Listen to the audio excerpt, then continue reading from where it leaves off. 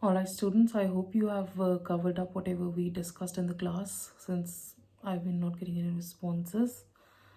So I'm going to continue, yet I expect you people to be a bit more active towards your studies, right?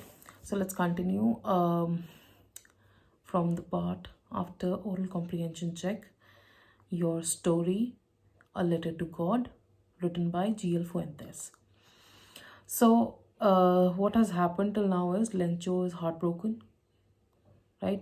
His field is all destroyed. The reason behind that is the hailstones. So, the hailstones have destroyed his crop of corn and it was ready to harvest. It only required a little rain, but now there is nothing left. So, but in the hearts of all who lived in that solitary house, solitary, alone, lonely house, right? Why is the house lonely or soul, SOLE, alone, right?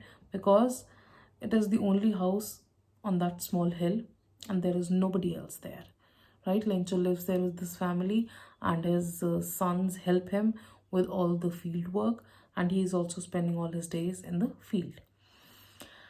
So in the middle of the valley, so that was the middle of the valley in between, and there was single hope. The only hope for help that they had was from God. Don't be so upset, even though this seems like a total loss. So he is consoling his family, Santuna de raha unhe ki they should not worry. The reason is that God is going to help them.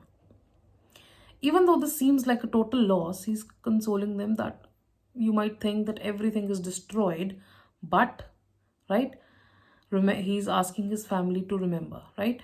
Remember what? That no one dies of hunger. Obviously, if there is no food, he and his family will suffer of starvation. But he has his faith in God and he believes that he and his family will survive this problem. So next he says that that's what they say, no one dies of hunger. That's what they say. Who are they here? They are the people who have been teaching the faith in God to Lencho maybe since his childhood, right? All through the night, Lencho thought only of his one hope, the help of God. So he kept on thinking again and again that how God will help him or how he can ask for help from God. So next up he says, Lencho thought only of his one hope, the help of God, whose eyes, as he had been instructed. Instructed, he has been told since his childhood that God's eyes, his eyes, right? His there is referring to God. His eyes, whose eyes, as he had been instructed, see everything. See everything, meaning God has given him the problem and now God will provide him the solution. Even what is deep in one's conscience. So, not only what is happening, but also what is inside a person's heart, right? So, the problem here is now that Lencho has faith in God, right? He believes in God, but he's at loss at how does he communicate to God about his problem because God knows everything, right? According to Lencho. So, Lencho was an ox of a man. Ox of a man means that he was very hardworking. Here, ox, the person Lencho, he's not being called an ox, but somebody who is as strong as an ox, working like an animal in the fields. So throughout the day, he kept on working from morning to evening in his fields to grow corn. But still, he knew how to write. So although he was a hardworking person, still he wasn't an illiterate one. He knew how to write, and that is what he was going to do. The following Sunday, the next Sunday at daybreak, he began to write a letter which he himself would carry to town and place in the mail. So he was going to place that letter in the mail because there was no other way, as there was nobody else who lived there right? So nobody could cooperate with him or take his letter for him, or there wouldn't be any letter box in which he would be able to drop it. So he has to go there on his own and deliver the letter. I mean, mail the letter so that it can be delivered to God. It was nothing less than a letter to God, obviously, because now he has written the letter to God. He knows God knows everything. And so, naturally, his natural response is that he would be expecting to receive something or maybe even a solution from God about his problem. God, he wrote, if you don't help me, my family and I will go hungry this year. So this is his problem. His family is going to die of hunger. भूख से वो मर जाएंगे. क्यों? Why? Because there is no corn. And if there is no corn, meaning there will be no harvesting.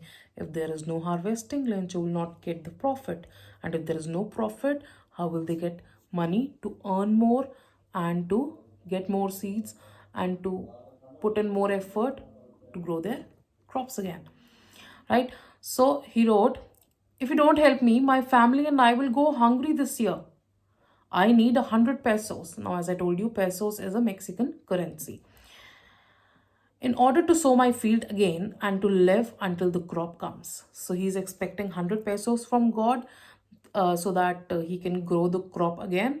And until the crop grows, he will require to, feed his family, because obviously they're not going to get any money at all, because everything is gone because the hailstorm, right? So in his letter to God, he writes that if the God will not help him, he requires God's help, and there will be no crop. He will not be able to feed his family, which will result in them suffering. So it's a kind of challenge that he's giving to God, that see, I believe in you, now you return the favor, right? So he says he wrote to God on the envelope, put the letter inside, and still troubled, right? Troubled, why? Because he's still very worried. He has his faith, he believes in God, but he's still very worried as to what will happen next. Put the letter inside and still troubled went to town. Town, there is the post office. At the post office, he placed a stamp on the letter and dropped it into the mailbox. He put the stamp on the letter and then he place the letter in the mailbox so that the letter can reach God as soon as possible and he can get his 100 pesos quickly. One of the employees, who was a postman and also helped at the post office, went to his boss laughing heartily and showed him the letter to God. He found it very funny that how can a person, write a letter to God and expect a response, and on top of it, what he's doing, he is not actually, appreciating the person's faith. He's just making a joke of him. So, as a joke, he took the letter to the postmaster. Never in his career as a postman had he known that address. Nobody knows where God lives, right? As a child, you must have been told that God lives in your heart, that God is all around you. But there is no specific address, there is no specific street, there is no specific colony where you can find God's house, right? So, this is what this line means. The postmaster. Now, you'll see that this part is describing the physical and the emotional aspect of this man who actually takes hold of the letter. And what does he do next? He decides to read it and see what this letter is all about, right? Now this is describing the postmaster. He was the way he looked, right? How he looked like. The postmaster, a fat, amiable fellow. Amiable, somebody who is very nice to talk to, or very friendly, or very easy to talk to. Also broke out laughing. He also started laughing very loudly, right? But almost immediately he turned serious. But then suddenly his expression changed and he became very serious. And tapping the letter on his desk, commented. Now he's tapping the letter and he's saying, what faith? I wish I had the faith of the man who wrote this letter. Why? Because you actually have to be a blind follower to, go ahead and write an actual letter to God. And on top of it, you are, having the courage enough to walk to the post office and posting the letter, expecting it to reach to God and receiving a response. Right? So what happened was, uh, he's very impressed. He's amazed by how faithful Lencho is towards God. He has shown a lot of faith in order to write this letter, right? Starting up a correspondence with God, that he's starting a to and fro communication, writing a letter, and not just that, because he's writing, he's also expecting a response. So now this shows what kind of man Postman is. So, in order not to shake the writer's faith in God, the postmaster came up with an idea. Answer the letter. As easy as that. What can you do to actually save somebody's faith, right? Somebody who's as innocent, as naive. So you will use this word naive to describe Lencho. Naive is somebody who doesn't know any better. He doesn't know that what he's thinking is not actually real. It is it is imaginary. It is an imaginary scenario, because nobody has ever seen God, let alone know where he lives. So what happened was, next, that he wrote the answer to that letter. But when he opened it, obviously, he had expected that it would be a very funny letter, and he would just respond to it in a funny manner. But when he opened it, it was evident. It was clear that to answer it, he needed something more than goodwill. Goodwill, something, your will, a will to do good, that you want to do good, right? So ink and paper, goodwill, ink and paper were not the things that would be sufficient to answer this letter, because Lencho had specifically asked for something. What was it? 100 pesos, right? So, but he stuck to his resolution. But never mind that, he didn't lose hope. He thought that he had decided that he was going to answer the letter. So that is exactly what he did, right? And he asked for money from his employees. So how did he collect the money? He asked it from his employees. He gave part of his own salary, and he asked several friends of his to give something. They were obliged, because obviously their friend is asking, so they happily gave away the money for charity. It's an act of charity, obviously. They don't know Lencho, but they know that he is a poor farmer who is in trouble and his family would die of hunger, right? So they are planning to help this poor farmer in order to help him set up his life again, and so that his family doesn't die of hunger. It was impossible for him to gather together the 100 pesos. So he was able to send the farmer only a little more than half, right? So he was only able to send him a little amount, not exactly $100. I mean pesos, 100 pesos, right? So what he did was, he put the money in an envelope addressed to Lencho, and with it a letter containing only a single word as a signature, God. So he, rather than writing postmaster, how did he sign the letter? He wrote God, that it is God who is sending the money, because he knew that if a person is this innocent and is writing the letter to God, he is expecting the response from him also. Right, we have reached another oral comprehension check. So the question first is, who or what did Lencho have faith in? So Lencho had faith in the presence of God, that if God sees everything, he is the one who can provide the solution to his problem. What did he do? He wrote a letter to God asking for 100 pesos, and then he expected to receive that amount through the letter. Who read the letter? The postmaster, right? The postman took the letter and postmaster read it. What did the postmaster do then? He decided to not break Lencho's faith, because this faith is very, very unshakable. Because if the man is believing in the physical presence of God, then he needs to see, the way God exists in the world, right? So postmaster is doing something to prove that kindness is an act of God, right? But still he's doing it as, he's signing the letter as God, because he knew Lencho is expecting the answer from God and not from any human being. The following Sunday came a bit earlier than usual. Lencho came a bit earlier than usual to ask if there was a letter for him. So he came in, he checked, he knew. See, the faith is so strong that he comes next week asking for his letter. That, okay, I wrote a letter last Sunday. So obviously God would have responded. God is not going to take so much time, right? According to Lencho. So what happened next was, it was the postman himself who handed the letter to him, while the postmaster, experiencing the contentment of a man who has performed a good deed, looked on from his office. Now the postmaster is looking, okay, I've done something good. Let me look at his reaction, and maybe then he'll ask who has put the money in it.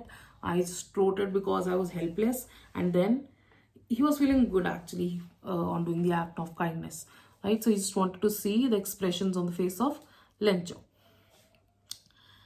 Lencho showed not the slightest surprise in seeing the money. He wasn't surprised. Why? Because this blind faith meant that he was expecting some kind of response. Alright, it meant that he was expecting some kind of response from God. And obviously he was expecting the money. Such was his confidence, that was his belief, that was his faith, that he was going to get the money, God was going to give it to him, and that is what he was expecting in the letter. But he became angry. Now postmaster is looking at his face that this man just got the money unexpectedly. Obviously God has not sent him. He cannot be this foolish to think about it. But what he doesn't know is Lencho actually believed in God that way. So the problem here is that Lencho believes in God more than he does in human beings. This part will be discussed after the chapter is finished. Also, there's a question that discusses about the role of men and God in the life of human beings, right? How we trust God, an unseen force, more than people around us who are present in the physical form. Coming back to the story, he became angry when he counted the money. So obviously he had expected 100 pesos, but the postmaster was not able to collect the 100 pesos, right? So God could not have made a mistake. He believed, he knew God is somebody who is almighty, powerful. God cannot make mistake, right? So nor could he have denied Lencho what he had requested. Bhagwan mana bhi nahi kar sakte the. Why? Because Lencho is a firm believer. God will never betray him. God will never break his trust. Immediately, Lencho went up to the window to ask for paper and ink. So he went to the window, the post office window, and on the public writing table. A public writing table is a long table on which people stand and write. He started to write with much wrinkling of his brow. His brows are wrinkled. Something is going on in his head. So he's putting his full concentration in writing this letter, caused by the effort he had to make to express his ideas. Why? Because obviously he's not as educated, but still he can write. So he's making all of his efforts to make sure that he is able to express whatever his problem is. So he's writing a letter of complaint, obviously, that he hasn't gotten what he was expecting. When he finished, he went to the window to buy a stamp, which he licked and then affixed to the envelope. So he took the stamp, fixed it, and gave the letter away. The envelope with a blow of his fist, and obviously he was very angry. So how did he make it sure that the stamp had stuck? He struck it very hard with his fist.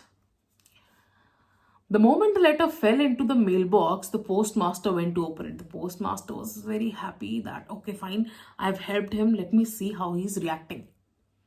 It said, God, of the money that I asked for, only 70 pesos reached me.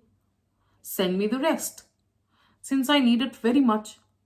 But don't send it to me through the mail because the post office employees are a bunch of crooks. Lencho. Look how confident he is that God, you have sent me money. Fine. I'm happy.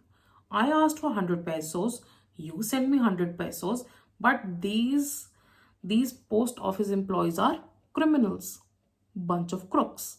They are the criminals. They stole my money. And now I want those 30 pesos also. Right? Because he needs it very much. He needs it to feed his family, to grow the crop again. So he says that please send me the remaining money, but right, do not send it through mail. Give me a direct delivery maybe, because I don't trust at these people at all. They have stolen my 30 pesos. Now you and I deal directly. Right? So this is the kind of funny situation which makes us think that, see, if Lencho did not make that effort of writing that letter, although it might seem very silly to think of, right, even though it was a arrow in the dark, still shooting an arrow in the dark, but still it was an effort. He took a step to come out of his miserable situation, although the step is not something that you would suggest anyone to take, but still he did it. He wrote the letter, and in response, not God but the postmaster helped him.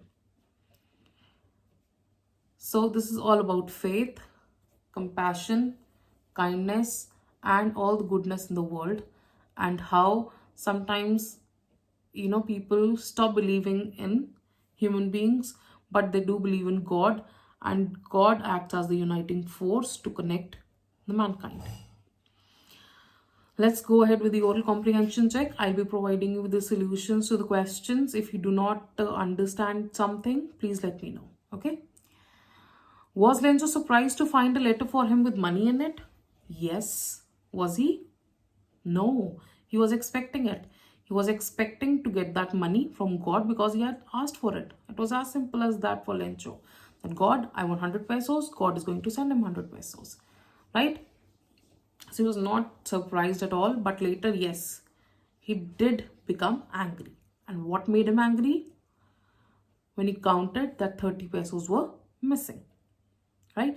So when you look at this whole story, the irony is that the people who were trying to help, I hope everyone by now knows what irony is. Irony is when you are expecting something and its exact opposite happens, right? So here, postmaster was expecting that he would be praised for being kind, maybe, and even thanked. But what was written in the letter? The postmaster, rather the whole post office and its employees were called a bunch of crooks, right? The post office employees were called criminals by Lencho. So at the end of this story, what we can learn is that our naive and unquestioning Lencho did not learn his lesson, but his deep faith was so strong that it, even though God didn't directly come to him, but his faith shook postmaster to take some action and help Lencho. Right? Hope you understood this. If you feel that something is missing out, or you've not understood, or you feel that there are some problems with the chapter that you feel are not clear to you, please feel free to drop the message, and make sure you are studying. That is the most important thing. All right. Goodbye. And one more thing, you should go ahead with the poem that is the next chapter in your book. There are two poems by Robert Frost. One is Dust of Snow and the other is Fire and Ice. So I'll be posting them both together, and before that I'll be posting a PDF of your question answers in the group. So you take care, wash your hands, and take proper diet and sleep in proper times, and make sure you are going ahead with your syllabus. because you don't want to lag behind, neither do we want that for you. So keep yourself up to date and keep doing the effort for your boards.